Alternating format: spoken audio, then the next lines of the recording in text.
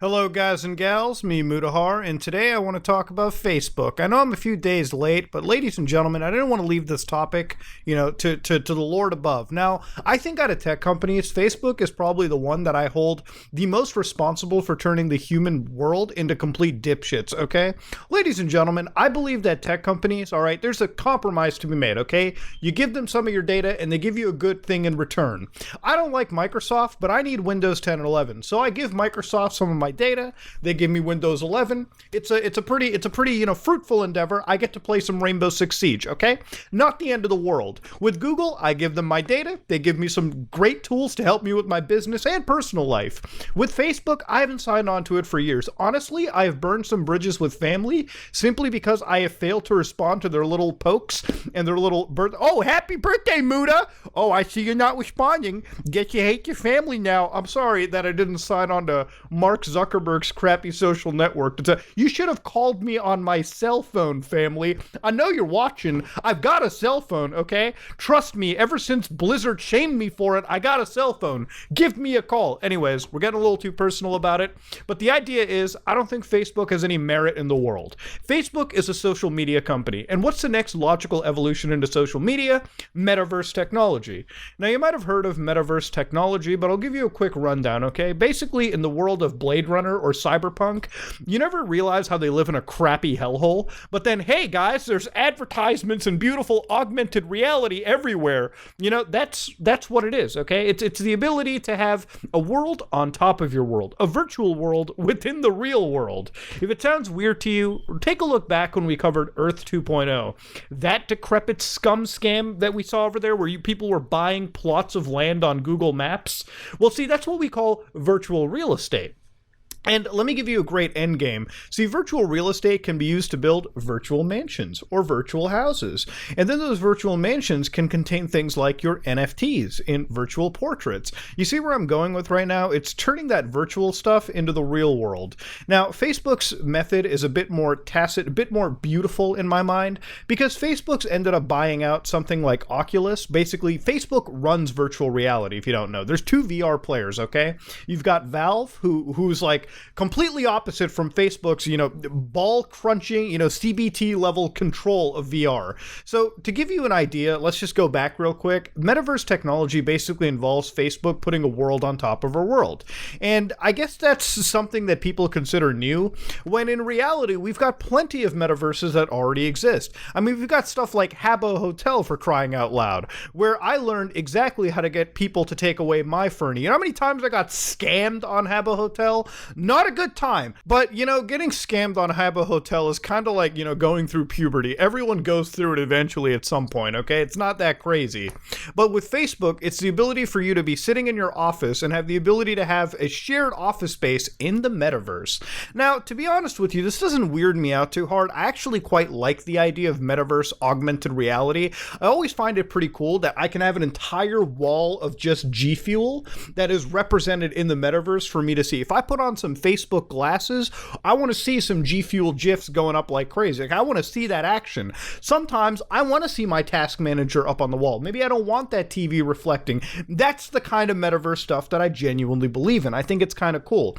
Facebook is the company I least trust to do that. And I got a few examples for it. First off, we know that Facebook security is kind of a hellhole, but then again, what tech company security isn't a hellhole? The other big problem I have with Facebook, though, is you give them an inch, they will take a mile, okay? Mark Zuckerberg will tell you to install a messenger app on your phone. What Mark Zuckerberg won't tell you is his messenger app siphons more data out of the average user than any other messaging app that you use. And that goes par for every other app that Facebook provides. Facebook is not above shaming and guilting its users to give them more stuff to track so they can steal more data out of you and then basically profit off of you in the billions of dollars. People don't understand. That's Facebook's hustle. You think they're just a social media network? There's one way a company like that is worth the billions of dollars that it is, and that's because they have billions of users to siphon data out of and create the most aggregate advertising models you have ever seen. That's Facebook's hustle. That's their game. And plus, they've also had tons of money invested into big chunks of the internet and infrastructure in of itself. But beyond that, Facebook has one purchase that we talked about earlier, Oculus.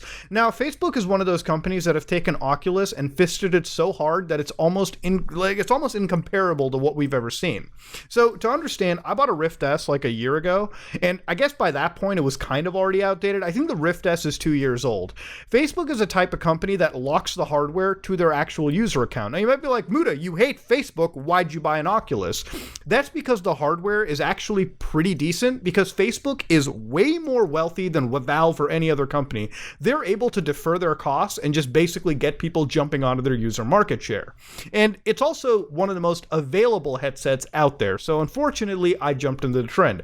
Granted, I run it through a virtual machine, so Mark Zuckerberg's only able to know that Muda plays Rainbow Six Siege and Minecraft VR. That's all he does. And that's pretty much where our relationship ends. But they tie it to the goddamn service that they're selling, which is already a giant mess. I don't know what account I need now. Do I need an Oculus account, a Facebook account, or a fucking Meta account? I have no idea.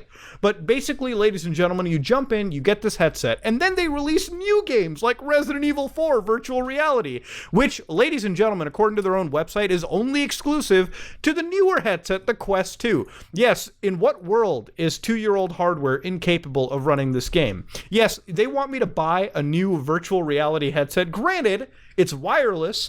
Granted, it runs on a mobile chip, but there's no reason I shouldn't be able to play this game on a Rift S, even if it's through some level of software emulation. You know why Facebook doesn't want you to? Because Mark would rather have you spend hundreds of dollars on new hardware to play a couple new exclusive games. Not only that, but Mark Zuckerberg is also trying to sell you San Andreas. Here's a shot of a robot trying to pitch me playing San Andreas in VR again is going to be a good time. I'm sure that it is.